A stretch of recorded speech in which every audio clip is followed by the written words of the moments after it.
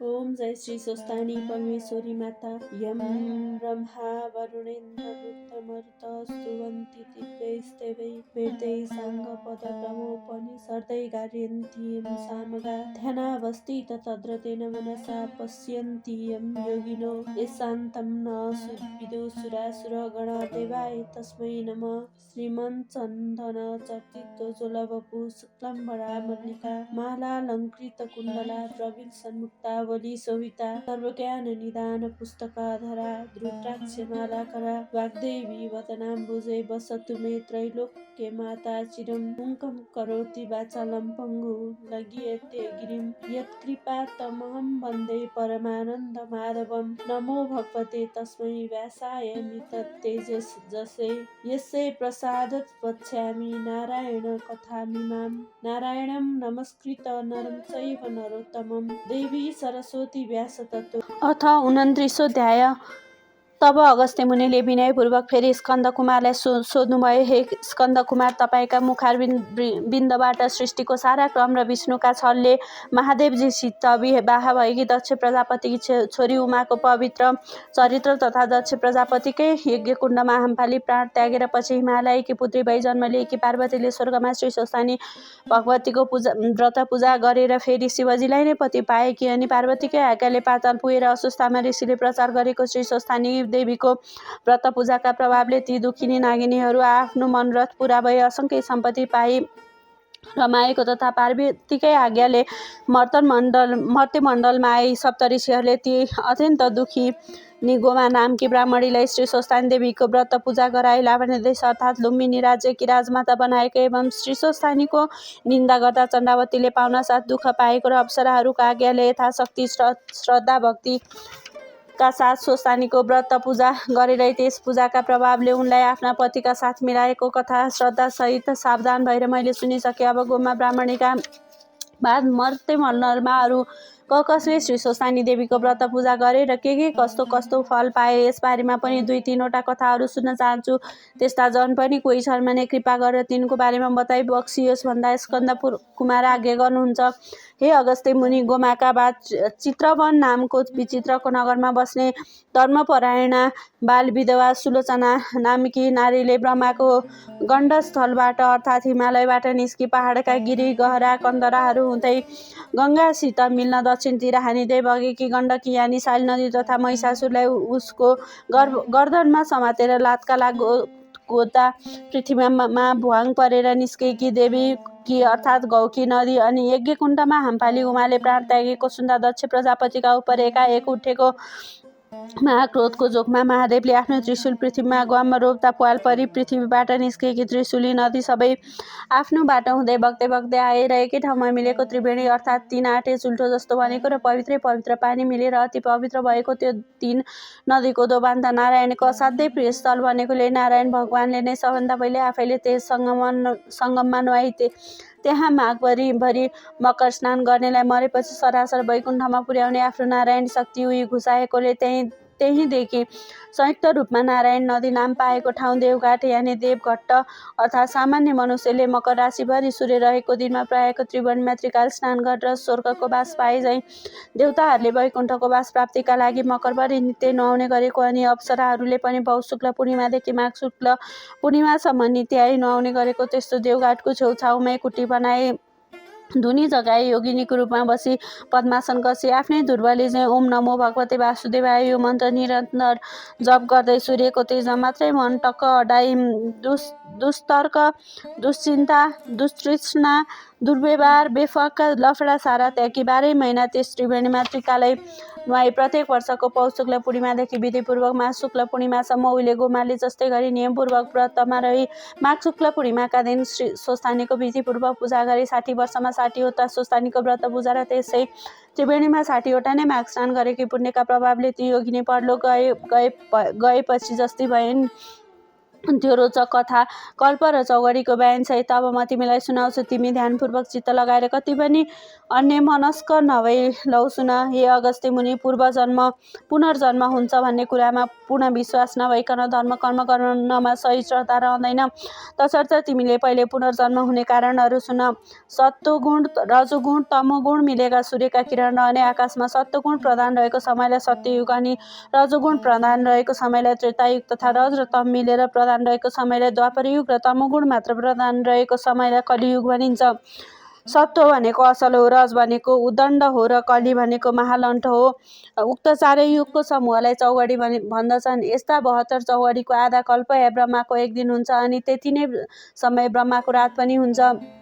यी दुवैलाई मिलाउँदा एक कल्प हुन्छ। त्यो आधा कल्पमा एक अङ्कका सामु 19 वटा शून्य क्रमैले तेर्सोतिर लेख्दा त्यो एकको स्थायी मान जति हुन्छ त्यति वर्षको हुन्छ। यी 72 वटा कलियुगमा तत्कालीन ब्राह्मणहरूले आफ्ना पुर्खा आर्यावर्तका ब्राह्मण वर्गले आफ्नै सन्तानहरूले मात्र सिद्ध गर्न सक्ने गरी थाती छोडेर गएको ब्रह्माण्ड विजय योग शक्तिको साधना गर्न विलासीले च्यात्तै छोडिदिन्छन् र तिनीहरूको जे चिताए त्यही गर्न सक्ने शक्ति बिलाएपछि पहिलेका तिनै युगको समयोगभरले चुम्रिक्याएका दानवहरूले सूर्यास्ताएपछि राक्षसी शक्ति बढ्ने अन्धकार रातको पालो आए झै मौका पाएर आफ्नो दानवी भौतिक शक्तिको विकासका लागि भूमिभित्रबाट निकालिएका गोरूपधारी पृथ्वी माताका हाड रूपी फलाम कोइलाहरू अनि कलेजा फोक्सा रूपी अरू खनिज पदार्थहरू तथा बोसो रूप खनिज तेलहरू एवं सास रूपी भापहरू निकालेर खोक्री मरणासन्न भएर नारायण नारायण भन्दै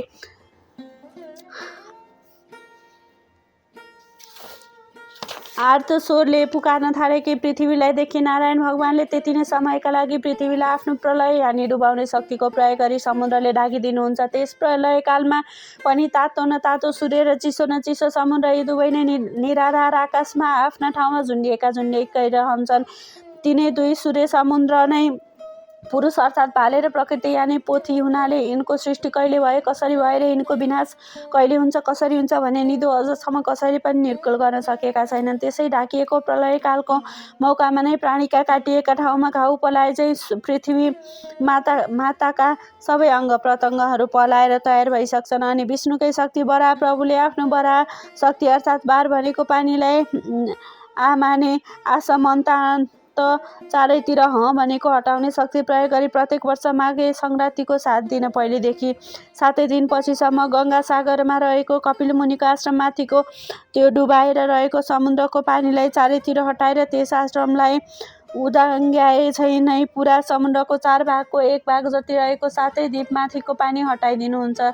त्यसै नडुबेको र डुबेर नउदङ्ग्याएसम्मको समयलाई एक कल्प भनिन्छ। हे अगस्त्य मुनि, यस्ता कल्प कति बिते कति गर्ने र साध्य छैन। प्रलय हुनुभन्दा पहिलेका चौगडीहरूमा पनि वर्तमान चौगडीमा पनि कतिपय राक्षस वा दानवहरूले अथवा राक्षसी बुद्धि हुनेहरूले शिवको या ब्रह्माको आराधना तपस्या गरेर उनलाई प्रसन्न पाएका वर प्रसादले उम्तिएर पाप फैलाए गठ बाँधी सज्जन धर्मात्माहरूलाई पिर्नसम्म पिरे भने बीचबीचमा पनि विष्णुले आफ्नो शक्तिद्वारा इच्छा अनुसारको अवतार लिएर ती सारा दुष्टहरूलाई मारी सज्जन धर्मात्माहरूको र धर्मको रक्षा पनि गर्नुहुन्छ।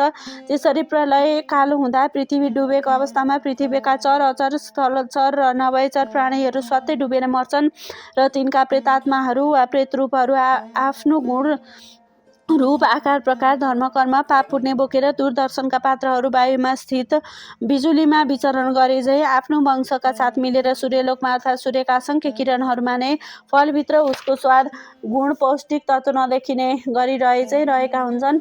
ती पार्थिव वस्तुको पानीबाट जमेको देखिने हिस्सा काठ पात शरीर जीव चाहिँ पानीमै सर्दछन्। नदेखिने तत्त्वहरू पनि आकाशमा उड्दछन् र सूर्यका बिजुलीमा फ्लापीमा अक्षरहरू झैँ थन्कन्छन्। पछि फेरि कालान्तरमा डुबेको स्थल देखिएपछि पुरुष सूर्य र प्रकृति यानि पानीबाट जन्मेको पृथ्वीको मेलमिलापको तारतम्यबाट उनै पहिलेकै सृष्टि दोहोरिन्छ र दोहोरिरहन्छ। आमाको शरीरमा सामानहरूले बनेको देहका वस्तुहरू देखिन्छन् र त्यसै देहलाई आधार मानेर रहेका बाबुका गुणहरू देख्दैनन्। अर्थात् शरीरमा नदेखिने जति बुद्धि आदि गुणहरू बाबु सूर्यका हुन्। एकै ठाउँमा आमा बाबुका सन्तान र एकैचोटि एकै ठाउँमा जन्मेका दुई बालक पनि भिन्न भिन्न स्वभावका भिन्न भिन्न आकारका, कोही सपुत कोही कपुत, कुनै पापी कुनै धर्मात्मा भएका चाहिँ पूर्व जन्ममा जस्तो कर्म गरेर आफ्नो कर्मका साथै सूर्यलोकमा यानि सूर्यका असङ्ख्य किरण रूपी लोकमा किरणकै स्वरूपमा मिलेर रहेको थियो, त्यही किरणले नै बाबु बन्नेको शरीरमा वायु चढी उसको शरीरको तातोमा मिली उसलाई असिन पसिन पारी तताए आमाको रगतलाई आमा बाबुकै आकारमा जमाउने जोरनको साथै भ्रूणको विकास गरी सञ्चालन गर्नका लागि श्वास गर्दै पलस्त परेकी आमाको गर्भमा आत्मा नामको बिजुलीको रूपमा आफू सञ्चित रहेका उसका पूर्व जन्मका संस्कार र सौर बिजुलीमा रहेका काम क्रोध आदि अदृष्ट गुणहरू साथै प्रवेश गर्दछन् अनि त्यसमा रहेको शोषित शक्तिले आमाको गर्भको विकृत रगतलाई आमा बाबुकै आकारमा जमाउने, सञ्चालन गर्ने, बढाउने, हुर्काउने, बुढ्याउने, मराउने र जहाँबाट आएको हो सोही उहीँ पुर्याउने काम गर्दछ। याद राखे कि बाबुमा चढेको त्यो किरणवासी धर्मात्मा भए पर सरेको 7 रातसम्मको रगतमा अडिँदैन, 8वाँ रातदेखिको रगतमा पापीहरू अडिँदैनन्, 14वाँ रातमा केवल महापुरुष मात्र अडिन्छन्, 15वाँ 16वाँ रातमा चाहिँ पुण्यात्माहरू मात्र अडिन्छन्, 17वाँदेखि कोही पनि अडिन्न, पहिलो दोस्रो तेस्रो रातमा कोढीहरू मात्र अडिन्छन्, 4औँदेखि 16औँ रातसम्म पनि बिजोरमा छोरी र जोरमा छोरा मात्र अडिन्छन्, 3मा पनि ग्रहणादिमा, श्राद्धको दिनमा, एक छाकीको दिनमा, मूल नक्षत्रमा, मगान्त रेवतीमा, अष्टमीमा, चतुर्दशीमा, जन्मदिनमा, औँसी पूर्णिमा रहेको गर्भमा अलक्षिणा अडिन्छन्। 7 रातसम्म पापी मात्र अडिने, पापी रगत शरीरमा रहने हुनाले त्यतिखेर ती पितृकार्यका लागि चोखिँदैनन्। प्राय 90% गर्भ यसै 7 रातभित्र रहेका हुन्छन्। तसर्थ जहाँबाट आएको हो त्यहाँ फर्कनलाई यहाँ कस्तो कस्तो कर्म गर्नुपर्छ, पहिलेको सञ्चित अभ्यासले त्यस्तै कर्म गर्छ र त्यस्तै कर्म गर्न ऊ रमाउँछ र गर्छ पनि। यसैको नाउँ स्वभाव हो। त्यसैले भिन्न भिन्न किरण लोकबाट आएका उही जातका पनि भिन्न भिन्न प्राणी वा मनुष्यको भित्रभित्र स्वभाव यस प्राणी जगतमा भएको हो। तसर्थ त्यो प्राणी जबसम्म विष्णुको कृपा पात्र हुँदैन तबसम्म त्यसै भुमरीमा चक्कर लगाइरहन्छ। यसैलाई शिशुमार चक्र अर्थात् जन्मनु र मर्नुको फेरो भनिन्छ। पुराणमा जति देवता र जति लोक छन् ती सबै त्यो शक्ति हुने सूर्यका विभिन्न किरणकै नाम हुन् भनी वेदमा बताइएको छ। अर्थात् वेदका तिनै कुरालाई पुराणमा प्रस्ताइएको छ। हामी प्राणीहरू केवल सूर्यको प्रकाशलाई मात्र देख्दछौँ र तीद्वारा प्रकाशित वस्तुलाई जान्दछौँ मात्र। प्रकाश नपरेको वस्तुलाई देख्दैनौँ। प्रकाशलाई अन्धकारले छेक्दैन। निष्पट्ट अन्धकारमा आफ्ना सामुको आफ्नो हातलाई पनि हामी देख्दैनौँ, तर धेरै टाढा बालिएको आगोलाई देख्दछौँ। त्यसकारण सूर्यका किरणहरूमा भएका शक्तिहरूलाई जान्नु नै ज्ञान हो। यस्तो यो ज्ञान प्राप्त गर्नका लागि यसरी युवतीको युवकमा र युवकको युवतीमा उनको भित्री अन्तस्करणमा निरन्तर तन्मनस्कता रहन्छ। त्यस्तै तन्मनस्कता आकाशभरि ढाकिरहेको सूर्यको तेजमा 12 वर्ष रहिरह्यो भने त्यो तेज हृदयभित्रै झल्किन्छ र सकल ज्ञान प्राप्त हुन्छ। यस्तो जनलाई ज्ञानी भनिन्छ। ज्ञानीलाई पापीले छुँदैन, शिशुमार चक्रको फेरोमा रहँदैन। यसैलाई विष्णुको कृपा पनि भनिन्छ। हे अगस्त्य मुनि, उता पृथ्वी डुबेको बेलामा जलचर चाहिँ असङ्ख्य बढेर पृथ्वीमा अटाइ नअटाइ हुन्छन्।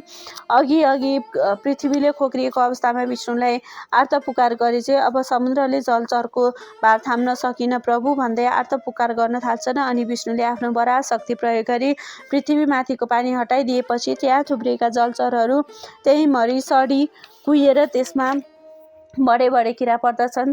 त्यही सडानलाई नै क्षीर समुद्र साई विष्णुको अर्थात् समुद्रको जलमा रहने शक्तिको कानेगुजी भनिन्छ र त्यही देब्रे कानको यानि उत्तरी गोलार्धको कानेगुजीबाट उब्जेको बडे माको किरालाई मधु दानवर अनि दाहिने कानको अर्थात् दक्षिणी गोलार्धको कानेगुजीबाट उब्जेको यामनको किरालाई कैटभ दानव भन्दछन्। विष्णुकै नाभि कमल यानि सृष्टिको केन्द्रस्थल नाइटबाट उम्रेको अर्थात् समुद्रकै लेदो छिपछिपे पानीमा बाट उब्जेको पृथ्वी, जल, तेज, वायु, आकाश, रूप, नालको माथि खिलेको कमल पुष्प अर्थात् ती पञ्चमहाभूतको सामूहिक शक्ति मिली आकाशमै प्रकट भएको ब्रह्म नामको ब्रह्मा कहिने चैतन्य शक्तिलाई र त्यसको उद्भवस्थानलाई भताभुङ्ग पारी पृथ्वी बनाउलान्।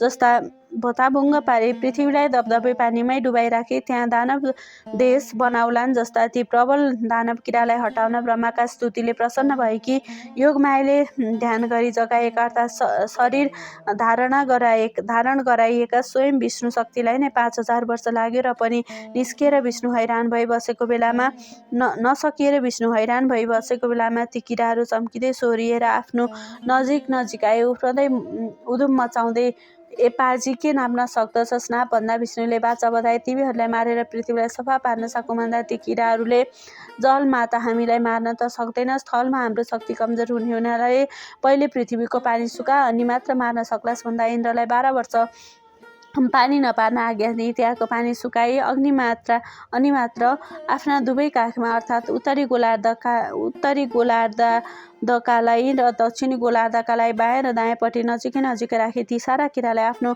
चक्र चलाई मारी ब्रह्मालाई डुब्नबाट जोगाउनु भएर तिनै मरेर सडेका जल जन्तु हाडखोडका थुप्रोले पहिलेका दर्के पानीले र पहिरोले थेप्चिएका पहाडहरू चुलिए, भूमि मलिलियो। फेरि ब्रह्मशक्तिले अघि सूर्यमा गइरहेका वंशहरू आफ्ना गुण स्वभाव आकार प्रकार लिएर सूर्यका प्रत्यावर्तन शक्तिले पृथ्वीमा फर्कन लागे।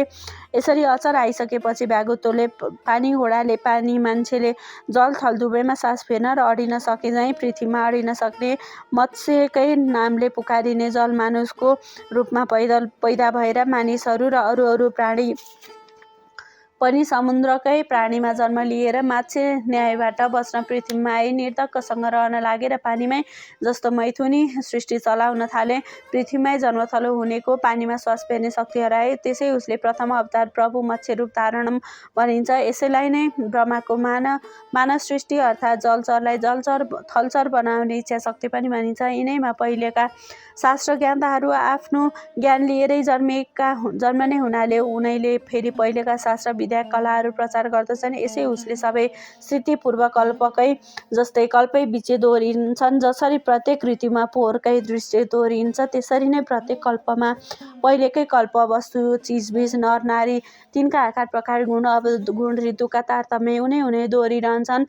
यद्यपि उग्र पाप भोग्नका लागि मात्र मानव प्राणी भूत प्रेत पिशाच आदि र तिर्यक योनि यानि तेर्सो भएर शरीर भएका प्राणी भएर जन्मे पनि तिनमा आफ्नो वंशीय गुण र वंश चलाउने शक्ति हुँदैन। त्यसको संस्कार र उसको आदि योनिको नै रहन्छ। हे अगस्त्य मुनि, जसरी समुद्रमा रहने सागरको पानी सूर्यमा तापले ताती बाफ बनेर सगरमा पुगी ओम खम ब्रह्म, ओम माने सत्व तज रज तम यी 3 गुण मिलेको, खम माने आकाश नै ब्रह्मा माने ब्रह्मा हो भन्ने वेदको यो अन्तिम निर्णय अनुसार नै आकाशमा थुप्रिएको त्यो बाफले सूर्यमा रहेको बलाहक नामको शक्तिले बादल बने। त्यही बादल नै बलाहकको स्वामी इन्द्र शक्तिले चिसो पानी भने। पिपिरी बजाउँदा चेपबाट चेपिएर निस्केको मुखभित्रको त्यो तातो हावा नै बाहिरको खुला चिसो बतासमा ठोकिँदा आकाश निस्के झैँ बादलमाथिको तातो हावा चेपिएर मेघभित्रको चिसो हावामा मिल्दा बादल गर्जिने। दर्शन ढुङ्गा बजार्दा झिल्का निस्किए झैँ बादलमाथिको तातो बतासको मेघभित्रको चिसो हुरीमा ठोकिँदा ती दुवैको आघातको बेग जुधेर जुदाईको बीचमा परेको पानीलाई चट्याङ बनाउँदै चम्किने बिजुलीले ठेली पानीको रूपमा मेघ पानी विद्युत बतास र आकाशको संयुक्त शक्ति नै जलशाही साकार विष्णु हो। त्यस्ता विष्णुको चरणोदक अर्थात् मेघको पानी ब्रह्माको कमण्डलु यानि मेघमुनिका आकाशबाट पृथ्वी वा पृथ्वीको टाउको रूप शिवको शिर मानिने हिमालयमा दर्की शिवको जटा रूप मानस सरोवरमा जम्मा भई भरिएपछि त्यहाँ नहटाई त्यो नहटाएको पानी भगीरथ प्रयत्नले अर्थात् त्यति अग्लो पहाडबाट खङ्गारिँदै भिरपहरा ढुङ्गा मुढा बजारिँदै पाखा भित्तामा ठोकिँदै छिया भई बल्ल तल बडा मुस्किलले सम्ममा आइपुगे। एकछिन पनि नबिसाई बिस्तार निरन्तर बग्दै गए। फेरि सागरमै मिल्छ र फेरि ताती बाफ पनि सगरमा पुगी पानी रूप भई बर्छे। उसै सागरमै आवागमन गरिरहन्छ। बाफ बन्दा पानी नदेखिए पनि पानी मरेको अर्थात् बिलाएको हुँदैन। जसरी अन्न फलफुलमा रहेको पोषक तत्त्व गुण स्वाद देखिँदैन तर खाएपछि अनुभवले हुन्छ भन्ने थाहा हुन्छ, त्यसै नै पानीबाटै बनेको यो शरीर अनि सूर्यबाट मिलेको त्यसमा रहेको शक्ति नदेखे पनि बिलाएको हुँदैन। त्यसरी नै यो सृष्टि स्थिति प्रलयको आवागमन पनि भइरहन्छ। पानीको यस्तो आवागमन देखेर पानीबाट भनेको यो शरीरको पनि आवागमन भइरहन्छ भन्ने कुरो यसै अनुमानले ठम्याउनु पर्दछ। यही आवागमन भइरहने हुनाले यसका सञ्चालक भगवान विष्णुलाई चक्रपाणी अर्थात् हातमा चक्र लिएर सृष्टि स्थिति प्रलयको रूपमा घुमाइरहने भन्दछन्। यिनै सब कारणले आकाशको जललाई विष्णुको चरणोदक र सृष्टि स्थिति प्रलयको आदि कारण वर्षेको जल नै हुनाले विष्णुलाई जलाशय भन्दछन्। क्षीरसागरमा शय्या गरी सुतेका लक्ष्मीयुक्त अर्थात् क्षीर माने दुध झैँ सेतो प्रकाशमय सागर मान्ने अथवा आकाशमा व्याप्त विद्युत नै निराकार विष्णु हो र त्यस विद्युतमा निहित शक्ति नै लक्ष्मी हो भने प्रकृति रूप जललाई अँगाली मेघ रूप धारण गर्ने शक्ति सम्पन्न विद्युत चाहिँ विष्णुको साकार रूप हो। यद्यपि समुद्रमा बडवानल नामले व्याप्त रहेको विद्युत पनि सूर्यबाटै समुद्रले सङ्ग्रह गरेको हो तापनि आकाश रूप क्षीरसागरमा रहेको विद्युत निठा तातो हुनाले ऊ पुरुष हो र जल रूप क्षीरसागरमा रहेको विद्युत चिसो तातो मिलेकाले प्रकृति हो। पुरुष भाले हो र प्रकृति पोथी हो। भाले पोथीको मेलबाटै सृष्टि कम चल्ने हुनाले दुवैको विद्युत तातो मिली एउटै आत्मा बने पनि भाले पक्षको शक्तिलाई परमात्मा भनिन्छ र पोथी पक्षको शक्तिलाई जीवात्मा भनिन्छ। परमात्माले शरीर सञ्चालन गर्नका लागि आवश्यक पर्ने विद्यावाणी आदि समस्त शक्ति दिए पनि तिनलाई प्रयोगमा ल्याउने काम जीवात्माले गर्छ र त्यस कर्मको भोग पनि जीवात्माले नै भोग्छ। परमात्मा त केवल उसका कामको साक्षी मात्र भएर रहन्छ। त्यसैले हामीले झुटो बोल्दा साथसाथै साक्षीले झुटो भन्ने बकिरहेको हुन्छ। एउटै आत्मा भए पनि एकैचोटि दुई कुरो बक्न सक्ने थिएन भन्नेहरूलाई द्वैतवादी भनिन्छन् र आखिर समुद्रले धारण गरेको विद्युत पनि सूर्यकै बिजुली त हो नि। जसरी अरू शक्ति दिए त्यो दैत शक्ति पनि दिए ऊ दिन्छ मात्र स्वयं भोग गर्दैन भन्नेहरूलाई एकेश्वरवादी भन्दछन्। हे अगस्त्य मुनि, अहिलेसम्मको मेरो भनाइले त्यो विष्णु त जडात्मक पो रहेछ भन्ने भान तिमीलाई पर्यो होला। त्यस्तो भान हुनु स्वाभाविकै पनि हो, किन्तु जल थल तारा नक्षत्र ग्रह गण सहितको समस्त आकाशमा व्याप्त भएर रहेको त्यो विद्युत रूप विष्णु त सदा सच्चित्त आनन्दमय स्वरूपमा रहेको छ। तसर्थ आफ्ना भक्तहरूले त्यो तेज रूप शङ्ख चक्र गदा पद्म लिएका पीताम्बर पहिरेका मनुष्य आकारको रूपमा ध्यान गरे या स्तुति प्रार्थना अर्थ पुकार गरे भने आफूमा रहेको चित्तमा नै चैतन्य शक्तिद्वारा भक्तले चिताए जस्तै प्रत्यक्ष रूपधारी भक्तहरूको आपत्ति टारिदिनुहुन्छ, आशीर्वाद दिएर दुःख हरिदिनुहुन्छ। कुनै दुष्टले धर्मनाश गर्न तम्स्यो भने इच्छा अनुसारको रूपधारी त्यसलाई निभाइदिनुहुन्छ। धर्म र धर्मात्माहरूको नाश गर्ने दुष्टहरूको विशाल दल भए अवतार लिएर युद्ध रची त्यसै युद्धमा सारा पापीहरूलाई भेला पारी तिनलाई स्वाहा पारिदिनुहुन्छ। आफ्नो सदा ध्यान गर्ने भक्तहरूलाई उनमाथि आइपरेका आपद विपदबाट रक्षा गरिदिनुहुन्छ। कहिलेकाहीँ लहर चढ्यो भने साधारण रूपधारी तराई लक्ष्मी या गङ्गा या सरस्वतीका साथ रमण पनि गर्नुहुन्छ। उहाँका यस्ता लीलाहरूको बखान गरेर साध्य छैन। भगवानका यिनै सब लीला र मनुष्यहरूमा भिन्न भिन्न स्वभाव तथा गतिविधि एवं उनको विचारधारा हुनु नै पूर्वजन्मका अनुमानको कारण हो। यिनै सब कुरा नै हुनु पुनर्जन्म हुने कारणका प्रत्यक्ष विवरणहरू। हे अगस्त्य मुनि, तिमीले पुनर्जन्म हुने कारण सुनिसक्यौ, जान्यौ पनि। त्यसै कारण अब सुन। यस मर्त्यमण्डलमा गोमाका बाद श्री स्वस्थानीको व्रत पूजा विधिपूर्वक गर्ने सुलोचनाको आख्यान अहिले यतिखेर चलिएको कल्पलाई पद्मकल्प भन्दछ। यस कल्पको यो 28औं चौघडीको अन्तिम युगको प्रथम चरण चालु छ। यसभन्दा 11औं चौघडी पहिले अर्थात् 58औं चौघडीको त्रेतायुगको अन्तिम चरणमा हिमालय प्रान्तको पहाडी प्रदेशको दक्षिणी भागमा रहेको नारायण नदीको पूर्वपट्टि भएको चित्रवन नाम गरेको राज्यका शासक सुरसेन सिंह नामका राजा थिए। तिनको राजधानी नारायणगढ नामको नगर थियो। राजधानीमा भव्य बजार थियो। राज्यका अरू ठाउँमा पनि राम्रा बजार सजिएका थिए। गाउँहरूमा किसानहरू र कालीगढहरू रहन्थे। किसानहरू खेती किसानी गर्थे भने कालीगढहरू र राज्यका जनताहरूले चाहिने सरसामान बनाउँथे। राजधानीबाट केही पूर्व त्यतिखेर सुन्दरपुर नाम गरेको बजारको वरिपरि रहेका 8-10 गाउँमा जजमानी गर्ने पुरोहित बाजे तुलसीराम आचार्य नाम गरेका गाउँले पण्डित थिए। उनी हँसमुख मिलनसार परिआउँदा अरूलाई सकेको सघाउने, चतुर्मासाभरि गाउँवासीलाई पुराण सुनाउने अनि वैशाख पुरुषोत्तम, कार्तिक एकादशीमा, माघ महात्म्य अरू पनि ती 3 महिनामा वा तिथिहरूमा बताउने, तिथि व्रतहरूको उद्यापन तथा पूजापाठ अनि श्राद्ध न्वारान व्रतबन्ध विवाह आदि पनि शुद्धसँग विधिपूर्वक गराउने, परिआउँदा सप्ताह पनि भन्ने अनि हात हेर्ने, कुण्डली हेर्ने, चिना टिप्पण लेखिदिने तथा विस्तुर नजाने, झारफुक काम पनि गर्ने एवं टपरटुयाँ घरेलु ओखते पनि गरी टोपल्ने हुनाले उनी उनका जजमानहरूका अत्यन्त प्रिय पात्र थिए। तिनकी मनोरमा नामकी धर्मपरायणा पत्नी थिइन्। उनले 2 छोरा मुनि छोरी पाइन्। ती छोरी असाध्यै राम्री थिइन् र तिनका हेरी रौँ जस्ता आँखा हुनाले सबैले उनलाई सुलोचना भन्दथे। ती सानैदेखि शीलवती थिइन्। उनी 12 वर्षकी भएपछि उनका बाबुले उनको विवाह कर्मनारायणकै डिलमाथि नै बनेको भव्य मन्दिरमा रहेको सिद्धिविनायक नामको गणेशजीका पुजारीका लायक गुणी छोरा श्रुधरका साथ गरिदिए। त्यस बेलाको रीतिअनुसार पर नसरिकन घर नपठाउने चलन हुनाले बाबुले छोरी अन्माएनन्।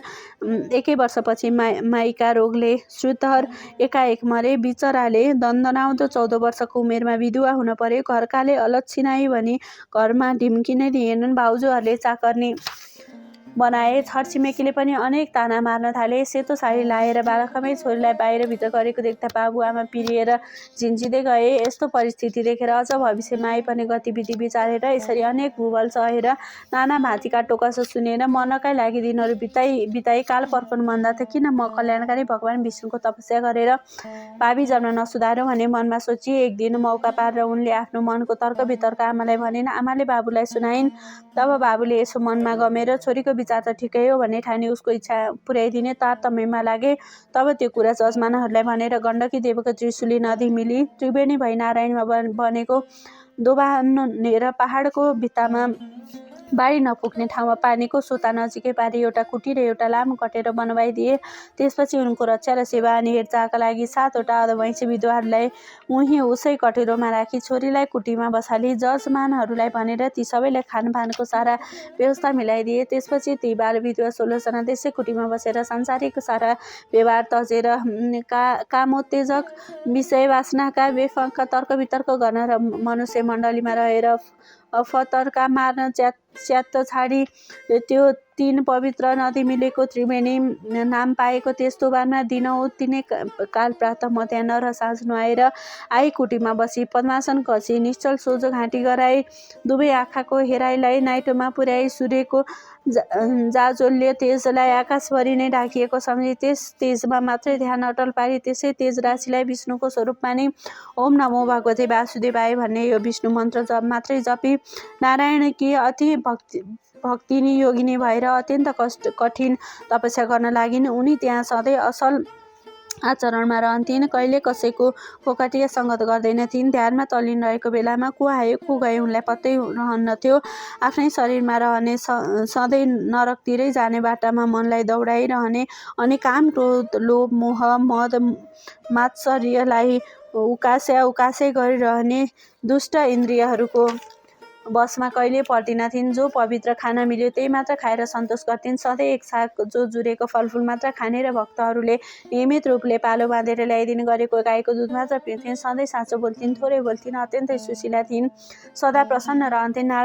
नारायणी शक्तिले मोहित भएर दर्शन गर्न आएका भक्तहरूले ल्याएर चढाएका वस्तुहरू पनि विशाल दिल भएकी उनी वरिपरि आसपासमा रहने दुखी दरिद्रीहरूलाई बाँडिदिन्थिन्। व्रतले देह सुकाएकी थिइन् तर ब्रह्मचर्यका प्रभावले तेजिली थिइन्। बिहान नुहाएर आएपछि पितृहरूलाई ब्राह्मणहरूलाई दिएर अनि आगामा होमेर दिनको 6वाँ भागमा फलफुल मात्र खाने गर्दछिन्। कठिन भन्दा पनि अति कठिन सारा व्रतहरू विधिपूर्वक गर्थिन्। पुण्यकर्म गर्न नै सारा महिना सारा वर्षहरू बिताउँथिन्। प्रत्येक वर्ष पौष शुक्ल पूर्णिमाका दिनदेखि स्वस्थानीको व्रतको नियम पालन गरी नारायणी दोभानमा प्रातः स्नान गरी कुटीमा आई आफ्नो नित्य कर्म सकी फेरि मध्याह्नमा सङ्गममा स्नान गरी त्यसैको तीरमा बालुवाको 2टा ससाना डिस्को बनाई त्यसैमा शिव पार्वतीको पूजा गरी कुटीमा आएर नारायणको तेजरूपमा ध्यान मग्न हुने गर्थिन्। माघ शुक्ल पूर्णिमाको दिन स्वस्थानीको व्रतको उद्यापन पूजा अर्थात् सार्वधिक व्रतको अन्तमा गरिने पूजा र ब्राह्मण भोजन गराउँथिन्। अनि मकर राशिमा सूर्य रहन्जेल त्रिवेणीकै किनारमा रहेर त्रिकाल स्नान गरी उही नै नारायणको ध्यानमा तल्लीन रहन्थिन्। यस्ता प्रकारले ती सुशीला सुलोचनाको 60 वर्ष त्यस कुटीमा बसेर 60 वर्षमा स्वस्थानी देवीको 60 नै वटा व्रत पूर्ण पूजा गरिन् र 60 नैवटा मकर स्नान त्यस देवघाटको त्रिवेणीमा गरिन्। मकर राशिमा सूर्य सरेको दिन माघे सङ्क्रान्तिदेखि त्यसै माघ मसान्तसम्मको नित्य स्नानलाई हामी माघ स्नान वा मकर स्नान भन्दछौँ। त्यस कुटीमा त्यसै प्रकारले रहँदा रहँदै तिनी 75 वर्षकी भइन्। स्वस्थानीको 60वाँ पूजाको अन्तमा स्वयं स्वस्थानी देवी नै उनका सामु मात्रै प्रकट भएर त्यहाँ रहेका सबैले सुन्ने गरी, हे तपस्विनी, तिम्रो श्रद्धा भक्ति विश्वासपूर्वकको 60वटा अटुट पूजाले म अत्यन्त प्रसन्न भए। अब तिमी यो मकर स्नान सकेर आगामी फागुन शुक्ल पूर्णिमाका दिन मध्याह्न कालमा यस नारायणीको सङ्गममा नै कमर पानीमा 3 डुबुल्की लाएर सूर्यलाई हात जोडी लामो स्वरले ओम भन्दा भन्दै शरीर यहीँ त्यागेर आत्मा शरीरले सरासर वैकुण्ठ जाऊ भनी स्वस्थानी देवी अल्पिन्। यो कुरो थाहा पाएर त्यस दिन त्यस सङ्गममा भक्तजनहरूको कुडुलो लागेको थियो। ठिक भनेकै बेलामा देवीले भने जस्तै गरिरहेकी उनको तालु फर्कियो र उनको अदृश्य जीवात्मा उडेर सरासर वैकुण्ठ पुगे। पार्थिव शरीर पानीमै ढल्यो। भक्तजनहरूले उठाएर किनारामा ल्याए, सुताएर साराले फुल अर्पेर पूजा गरे अनि खलियो दाउराको चिता बनाएर त्यसमाथि त्यो मृतदेह राखी सबैले मिली आफ्ना घरबाट ल्याएका पाथी घिउ लासमाथि खनाएर एउटा भक्तले दागबत्ती दियो र 10 गात्र क्रिया पनि गरिदियो तथा नियमपूर्वक बर्की पनि गरिदियो। त्यसपछि तिनै भक्तपुत्रकी आमाले नै त्यस आश्रमको नाउँ नारायणी आश्रम राखी त्यही त्यसै गरिरहन लागिन्। भक्तहरूले सुलोचनाको स्मृतिको लागि, साधु सन्त तीर्थयात्री विद्यार्थीहरूका लागि त्यहाँ सदा व्रत राखिदिए। हे अगस्त्य मुनि, गङ्गा र सागरको सङ्गम स्थल गङ्गा सागरमा समुद्रमा डुबेर रहेको कपिल मुनिको आश्रममा मकर सङ्क्रान्तिको 7 दिन पहिलेदेखि 7 दिन पछिसम्म आश्रम माथिको समुद्रको जल पछि हटेर आश्रम स्थललाई छोडिदिन्छ र कपिल मुनिको आश्रम पानीबाट बाहिर पोहोरको जस्तै देखिन्छ। त्यसै गरी हरेक कल्पान्तमा पहिले पृथ्वीलाई डुबाएर रहेको समुद्रको पानी पछि सरेर पृथ्वीलाई डुबाउन छोडिदिन्छ त फेरि पहिलेका कल्पकै उही सृष्टि स्थिति उस्तै प्रकारले दोहोरिने हुनाले आजसम्म पनि त्यो नारायणी आश्रमको परम्परा उसै गरी चलि नै रहेको छ। हे अगस्त्य मुनि, जब ती तपस्विनी सुलोचनाले देह त्याग गरिन् तब उनको जीवात्मा तत्काल वैकुण्ठ धाम पुग्यो र श्री स्वस्थानीको आशीर्वाद र विष्णुको प्रसन्नताले गर्दा पद्मा नाम गरेकी अप्सराको रूप धारण गरे र विष्णुले आफ्ना इच्छा शक्तिले तयार पारिएको सबै ऐश्वर्यले भरिभराउ भएको नयाँ स्वर्गपुरीमा सकल सुख भोग्दै 40वटा युग अर्थात् 10 चौघडीसम्म त्यहीँ रहिन्। त्यो स्वर्ग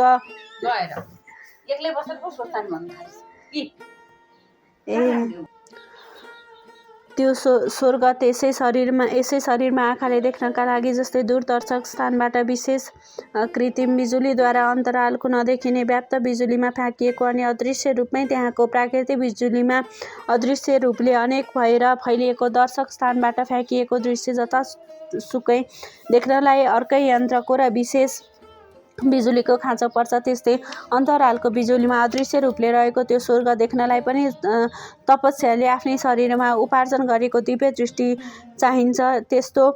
त्यो दिव्य स्वर्गपुरीमा 40वटा युग बिताएपछि एक दिन एकाएक टुप्लुक्क त्यहाँ आइपुगेका ब्रह्माले आफ्ना इच्छा शक्तिले उनको त्यो पद्मा शरीरलाई अत्यन्त राम्रो रूप र जीवडालको शरीरमा परिवर्तन गरेर आफ्नै लोकमा लगी तिलोत्तमा नाम राखिदिनु भयो र भन्नुभयो, हे तिलोत्तमा पुत्री, तिम्रो यो अति राम्रो रूप राशिलाई देखेर म आफै पनि आश्चर्यचकित छु। त्यसकारण म तिम्रा पुण्यका प्रतापले बनेको यो शरीरलाई कहिले पुण्य क्षय नहुने, बरु बढ्दै जाने तथा सारा ऐश्वर्यले भरिभराउ भएको परमधाम सूर्यलोकमा पठाइदिन चाहन्छु, जहाँ गएर तिमी आकाशमा सूर्य भगवान रहन्जेल यस्तै रूप र जीवडालले सकल सुख भोग्दै रहिरहनेछौ। यस्तो सूर्यलोकमा पठाउन मैले मात्र हुँदैन, समस्त देवताहरूको पनि सम्पत्ति चाहिन्छ।